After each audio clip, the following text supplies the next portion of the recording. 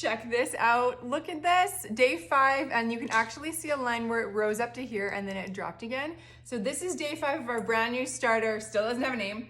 And I'm so excited that it did rise and drop. It did the same thing yesterday as well. So it is time for us to feed this baby. We're gonna discard down to roughly 50 grams, and we're going to feed 50 grams of unbleached all-purpose flour and 50 grams of filtered room temperature water. So we're gonna get rid of majority of this baby, and then we're gonna give it a good feed. It is starting to smell as well. Sourdough starters, when they are in their creation stages, tend to smell. And I mean by smell, I mean they stink. They smell awful. So this guy is smelling a little bit pungent right now, which is completely normal if your brand new starter is smelling as well.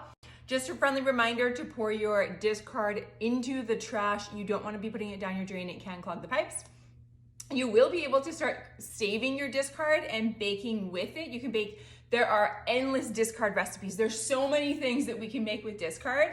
So you want to start saving it after day 7, as long as your starter is smelling like an actual starter, which means it doesn't smell like disgusting.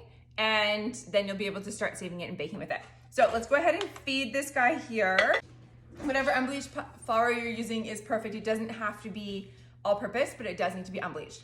50 grams, 16, 50, spot on, perfect. 50 grams of room temperature filtered water.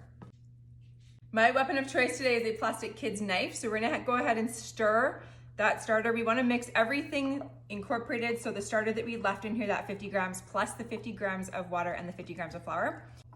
I promise you that gross smell will disappear.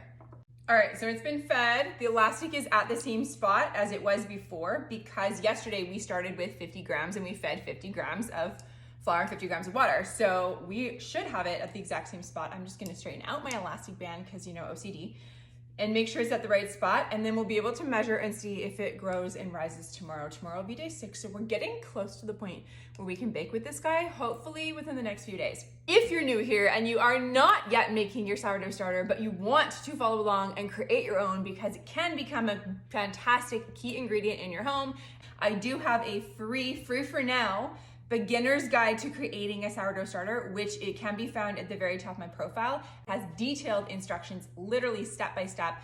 And along with all the lingo on sourdough, what is bulk fermentation, what is proofing, what is autolyse, what is all of these things, it's all listed out with descriptions and step-by-step instructions of what to do each day, along with a log for you to track exactly what you've done and what you're seeing with your starter. If you have any questions at all, drop them in the comments and I will happily answer.